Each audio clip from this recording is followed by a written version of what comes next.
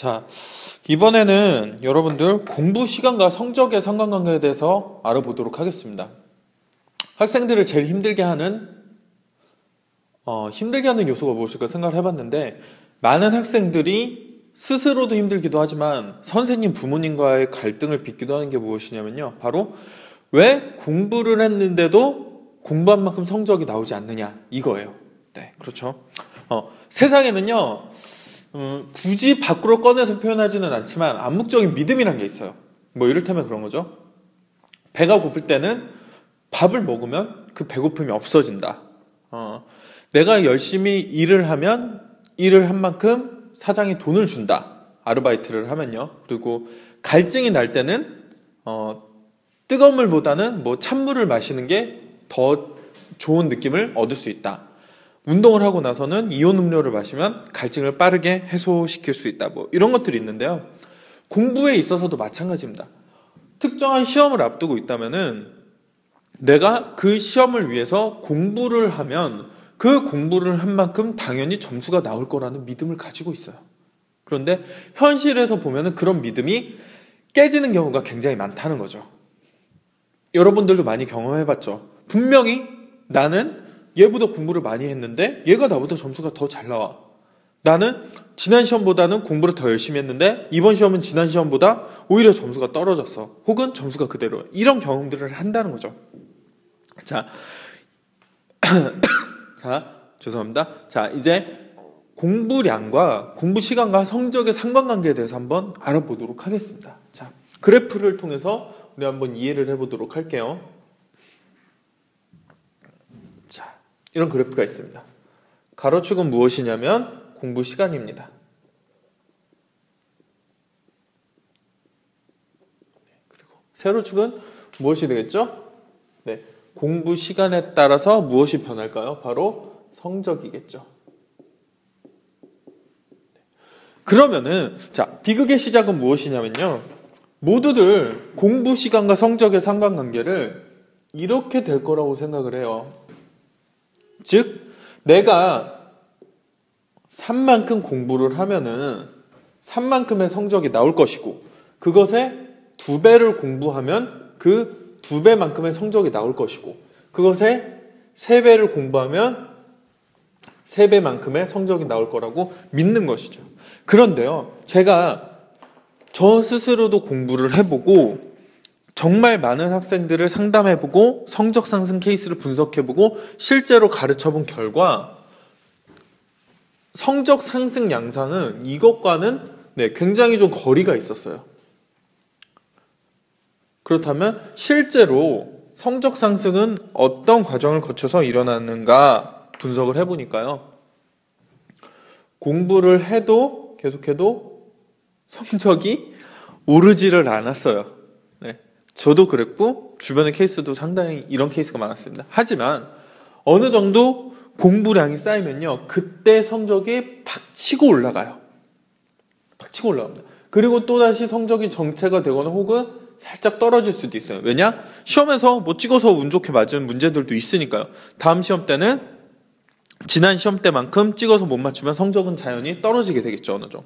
그런 다음에 또 공부량이 어느 정도 치면 또 탁 차고 올라갑니다. 이런 식으로 성적은 이런 식으로 계단형으로 오르는 양상을 보였다는 거예요. 예를 들면 어떤 게 있었냐면요, 제가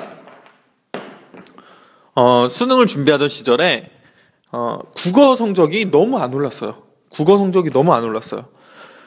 한 6개월 동안을 정말 열심히 공부했는데 4등급, 5등급에서 움직이지가 않는 거예요. 4월 모의고사까지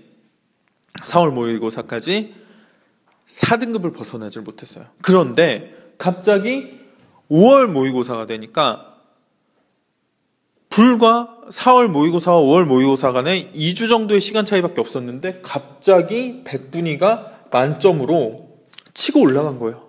순식간에 2문제 틀리는 수준까지 간 거죠. 그리고 나서 그해 수능에서도 저는 역대 가장 어려웠던 수능이었는데요. 어느 정도였냐면 9문제 틀려도 1등급이 나왔어요. 그 시험에서도 1등급 100분위 만점을 기록합니다. 제 경우에는요, 계속해서 성적이 안 오르다가 막판에 가서 한 번에 올라버린 케이스였어요. 자, 뭐 막판은 아니죠. 5월이니까. 근데 저보다 더 극적인 케이스의 친구가 있습니다. 그 친구는요. 수능 한 4달 전까지도 수리, 이과 수리, 자연계 수리 영역 점수가 반타작밖에 못했어요. 반타작밖에 못했는데 이 친구의 목표는 의대였어요. 여러분들도 아시다시피 의대를 가려면 수학 만점은 거의 당연하다고 봐야 되죠. 수학이 1등급이 나오지 않고서는 의대 진학은 불가능하다고 봐도 됩니다. 근데 이 친구가 이 정도까지 점수가 안 나오는데 누가 이 친구의 수학 점수가 오를 수 있다고 생각을 했겠어요. 그런데 이 친구가 저한테 와서 그랬어요. 마지막으로 이 모의고사 하나만 풀어보고 수학 점수가 안 나오면 나는 수능 포기하겠다. 재수해서라도 의대 가겠다. 재수를 하겠다. 이렇게 이야기를 했어요. 그런데 그 친구가 그 문제 모의고사를 마지막으로 풀고 났더니 갑자기 만점을 받은 거예요. 정말 실제로 일어난 일입니다. 그 친구는 저보다 더하죠. 이 정도 돼서 점수가 올랐던 거예요. 그래서 그 친구 결국 지방 국립의대에 장학금 받고 입학해서 현재 아산병원에서 인턴 생활을 하고 있습니다. 의사가 결국 됐어요. 뭐 이 정도 케이스면은 믿으실까요? 믿으실래요? 네. 못 믿으시겠으면 하나의 케이스를 더 말씀드릴게요. 제 케이스입니다. 저는요, 중학교 2학년 때부터 고등학교 3학년 때까지 수학이 거의 반타작 수준이었어요. 특히 고2, 고3 때 수학 모의고사는요, 20점대를 헤맸어요. 그렇다 보니까 정말 수학에 대한 회의감이 많이 들었어요. 공부는 열심히 했어요. 공부 많이 했어요. 정성 막 10번 가까이 보고 문제를 다 외울 수준이 됐는데도 수학 점수가 안 오르는 거예요. 아, 포기해야겠다. 그래서 저는 수능을 2달 앞두고 수학을 아예 포기했습니다.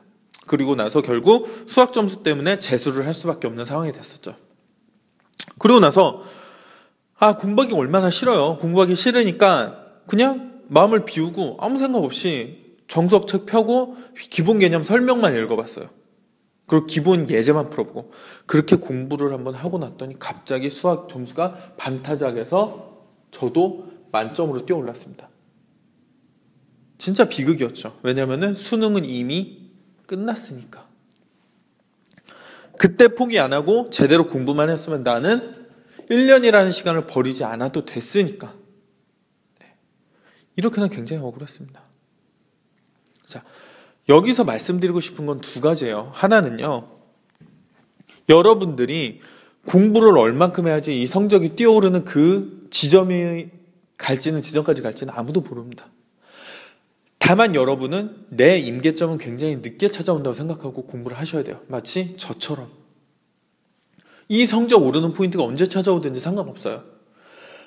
극단적인 케이스로 제 멘티 중에는요, 고2 초부터 정말 열심히 공부를 했는데도 성적이 안 오르다가 고3 10월 모의고사에서 성적이 오른 케이스도 있어요. 단번에 모의고사 점수가 70점이 올랐습니다. 그리고 원하던 대학은 아니지만 그것보다 살짝 낮은 대학교에 정시로 합격을 해서 잘 다니고 있습니다.